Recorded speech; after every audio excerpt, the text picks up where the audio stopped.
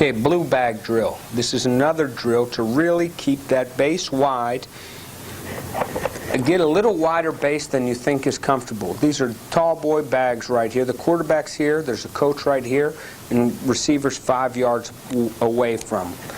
Get a good posture, put the ball right on that right pec right there, and slide with a good base. This obviously forces you to keep your feet apart. And then when the guy pointing claps, put your left foot on the ground and deliver the ball. If you're a little catawampus, if you're off balance, so be it. Just deliver it. Remember, the issue is to get the ball out of your hand and complete the pass. Complete the pass. So we practice throwing a lot of times from unusual positions. Now the trick on this drill is, you will see from the other angle, you want to have a good base. You want to have a good base. And when the clap comes, you want to get that left foot on the ground, and no matter how you are, you want to develop throwing that ball with a great deal of confidence. You want to develop throwing that ball with a great deal of confidence. Now, the hard thing is you want your shoulders over your feet and your feet over your shoulders. That's what you want. You got to have your feet over your shoulders and your shoulders over your feet. So you got to take short steps. Always leading with your back foot, but short steps. Short steps. Jim is working to do it. You can always be a little bit better, but it's good to watch film with guys on this drill. You want your shoulders over your feet, and then when you clap, just get the ball out. Put that left foot on the ground and somehow deliver it. Here's the least sacked guy in the NFL. The least sacked guy in the NFL right here, and he ran for -12 yards. He has confidence completing the ball from unusual angles because he practices it a ton. Shoulders, under your shoulders, and your shoulders over your feet.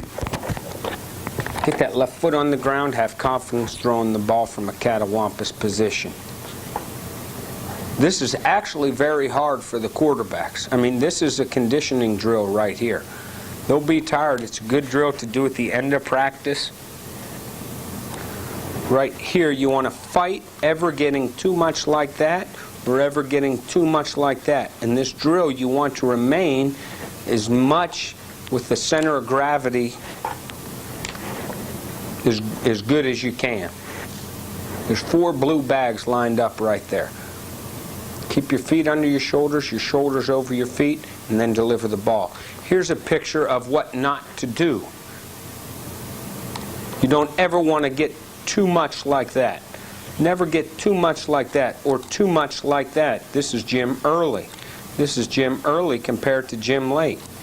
And then come to balance and throw the ball. We're not throwing it off the run right here. This is what not to do.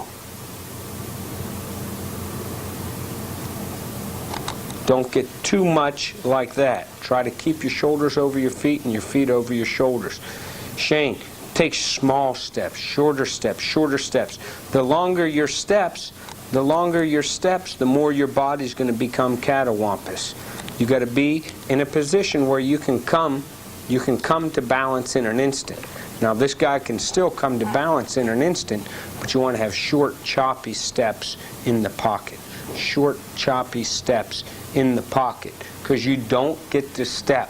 You don't get to step. Have a wide base, short, choppy steps if you have to move in the pocket, keeping your eyes downfield, and there's your short step, no step throw.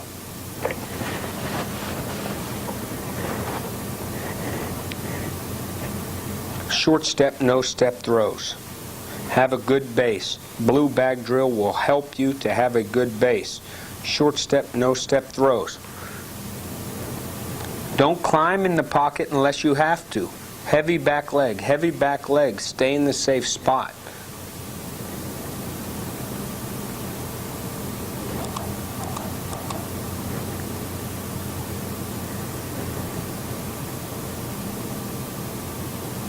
Set with a good base, set with a good base, set with a good base, short step, no step throw. If Jim took a crow hop right here, this ball would not be thrown. No crow hops. You don't get them. You get them in 7-on-7. You get them in individual workouts. You don't get them when you're in the pocket. Welcome to the NFL.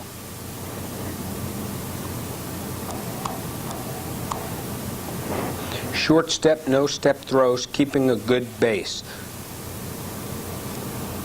There it is. It's become muscle memory for Jim that even when he doesn't have pressure, even when he could take a bigger step, he doesn't.